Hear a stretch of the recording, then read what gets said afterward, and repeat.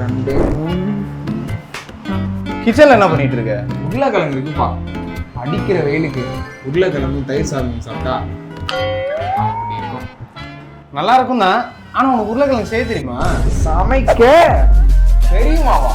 போய் தயிர் பாக்கெட் வாங்கிட்டு வா, மற்றதை நான் காட்டுறேன். இந்த அவதாரம் வேற எடுக்கிறாங்க. ஐயோ,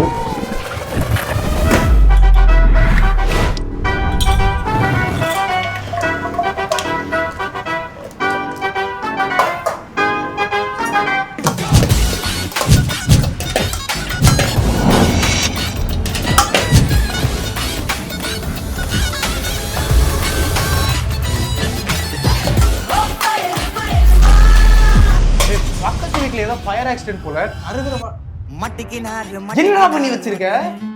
நான் பறக்க சமைச்சேன்பா. ஏன்னா ஸ்டீல் பாத்திரத்துல யாரும் உன்னை உருளைக்கிழங்கு செய்ய சொன்னது? அப்ப என் உருளைக்கிழங்கு பிரச்சனை இல்ல, பாத்திரம் தான்ப்பா சரி. டேய், அடுப்பு ஆஃப் பண்ணிட்டு வாடா. இருப்பா, இந்த இது ரெடி பண்ணிட்டு அவன் ஏன் உருளைக்கிழங்கு பொரியல தீய விட்டான் அப்படின்னு கேட்டிங்கன்னா, அவனுக்கு 2 விஷயங்கள் தெரியல. ஒன்று specific heat capacity, 2 thermal conductivity. இந்த 2 விஷயங்களும் எப்படி ஒரு உருளைக்கிழங்கு பொரியல் தீஞ்சு போகாம நல்ல விதமா வரதுக்கு ஹெல்ப் பண்ணுது அப்படிங்கிறத ஒரு எக்ஸ்பெரிமெண்ட் வழியா நம்ம தெரிஞ்சுக்க போறோம். அந்த எக்ஸ்பெரிமெண்ட்டுக்கு தேவையான பொருட்கள்: கேஸ் ஸ்டவ், பொட்டேட்டோ, 2 விதமான கடாய், அதுல ஒன்று இரும்பு, இன்னொன்று இண்டேலியம். இண்டேலியம் அப்படின்னு என்னன்னா அலுமினியத்தோட ஒரு வகையான அலாய். நம்மளோட புரிதலுக்காக இதை அலுமினியம் அப்படின்னு அட்ரஸ் பண்ணிக்கலாம். இப்போ நம்ம எக்ஸ்பெரிமெண்ட் குள்ள போகலாம். இந்த 2 கடாயோட இனிஷியல் டெம்பரேச்சரை நான் நோட் பண்ண போறேன். இரும்புக்கு பார்த்தீங்கன்னா 30.7, அலுமினியம் பார்த்தீங்கன்னா 26.3. இப்போ நான் என்ன பண்ண போறேன்னா, இந்த 2 கடாயையும் 1 மினிட்டுக்கு ஹீட் பண்ண போறேன். அப்புறம் அதனுடைய ஃபைனல் டெம்பரேச்சரை நோட் பண்ண போறேன். ஸோ ஸ்டார்ட் பண்ணலாம்.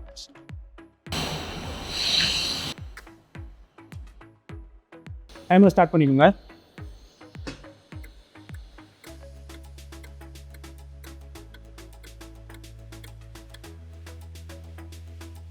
$325. எவ்வளோ சொன்னேன்? 325. இப்போ நம்ம என்ன பண்ண போகிறோம்?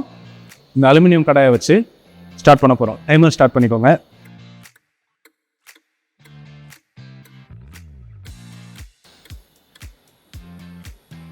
$301.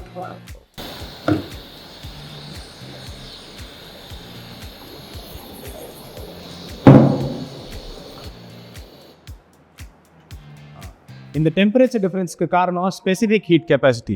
ஸ்பெசிஃபிக் ஹீட் கெப்பாசிட்டி அப்படின்னா என்னன்னா, 1 கிலோகிராம் அளவுக்கு இருக்கக்கூடிய ஒரு சப்ஸ்டன்ஸோட டெம்பரேச்சரை 1 டிகிரி செல்சியஸ் ரேஸ் பண்ணுறதுக்கு எவ்வளோ ஹீட் கொடுப்போமோ அதுதான் அந்த பொருளுடைய ஸ்பெசிஃபிக் ஹீட் கெப்பாசிட்டி. இரும்போட specific heat capacity 450 joule per kilogram per degree celsius. அலுமினியமோட specific heat capacity 890 joule per kilogram per degree celsius. அதாவது இரும்போட டெம்பரேச்சரை 1 டிகிரி செல்சியஸ் அதிகப்படுத்துறதுக்கு 450 ஜூல்ஸ் ஆஃப் ஹீட் கொடுத்தா போதும். ஆனால் அலுமினியமோட டெம்பரேச்சரை 1 டிகிரி செல்சியஸ் ரேஸ் பண்ணுறதுக்கு 890 ஜூல்ஸ் ஆஃப் ஹீட் நம்ம கொடுக்க வேண்டியிருக்கும். இதனால தான் இரும்பு கடாயோட டெம்பரேச்சர் கொஞ்சம் அதிகமாக ரைஸ் ஆயிருந்தது. ஆனால் அலுமினியம் கடாயோட டெம்பரேச்சர் அதை விட கம்மியாக ரைஸ் ஆயிருந்தது. இப்போ அவன் பண்ண மாதிரியே இந்த 2 கடாயிலையும் நம்ம பொட்டேட்டோ ஃப்ரை பண்ண போகிறோம். ஒரு குறிப்பிட்ட டைமுக்குள்ள equal amount of potato fry பண்ண போகிறோம். அதோட எண்ட் ரிசல்ட் என்ன ஆக போகுது அப்படிங்கிறத பார்க்கலாம்.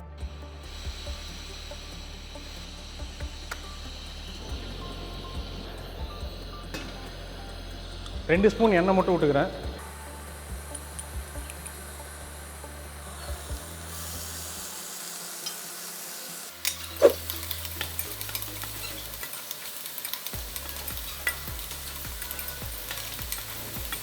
ரெண்டையும் இறக்கி வச்சிடலாம். 2க்கு என்ன வித்தியாசம் இருக்குது அப்படிங்கிறத இப்போ நம்ம பார்த்துடலாம்.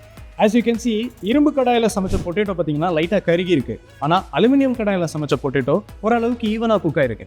இதுக்கு என்ன காரணம் அப்படின்னு பார்த்தீங்கன்னா, நம்ம முன்னாடியே இரும்பு கடாயோட டெம்பரேச்சரை ஒரு குறிப்பிட்ட டைமில் நோட் பண்ணோம். அது ரொம்பவே ஹையாக இருந்தது. அதுக்கு காரணம் இரும்பு கடாயுடைய ஸ்பெசிஃபிக் ஹீட் கெப்பாசிட்டி கம்மி.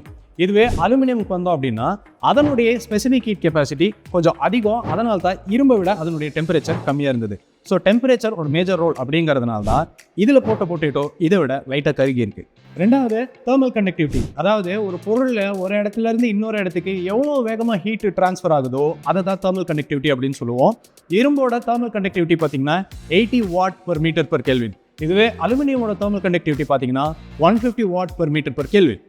அலுமினியத்தை விட இரும்பு கடாயுடைய தேர்மல் கண்டக்டிவிட்டி கம்மியாக இருக்கிறதுனால ஹீட் ஈவனாக ஸ்ப்ரெட் ஆகாது, சென்டரில் ஹீட் அதிகமாக இருக்கும். அதனாலேயே இதில் போடுற உருளைக்கிழங்கு தீஞ்சு போயிடுது. இதுவே அலுமினியமில் பார்த்தீங்கன்னா ஹீட் ஈவனாக ஸ்ப்ரெட் ஆகிடும். ஸோ உருளைக்கிழங்கு மேக்ஸிமம் தீஞ்சு போகாமல் குக் ஆகிடுது.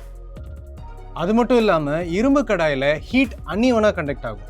இதனாலேயே உருளைக்கிழங்கு தீஞ்சு போகிறதுக்கான அதிக வாய்ப்பு. ஆனால் அலுமினியம் கடாயில் ஈவனாக தான் ஹீட் கண்டக்ட் ஆகும். இந்த 2 கடாயில் சமைச்சதோட அவுட்கம் என்ன அப்படிங்கிறத உங்களுக்கு தெளிவாக சொல்லிட்டேன். நீங்கள் வேகமாக குக் பண்ணணும் அப்படின்னு நினச்சிங்கன்னா ஒரு இரும்பு பாத்திரத்தில் சமைங்க. இதுவே ஸ்லோவாக ஈவனாக குக் பண்ணணும் அப்படின்னு நினச்சிங்கன்னா ஒரு அலுமினியம் பாத்திரத்தில் சமைங்க. இதனால தான் நிறைய ஃபாஸ்ட் ஃபுட் கடைகளில் இரும்பு கடாயை வச்சுருப்பாங்க.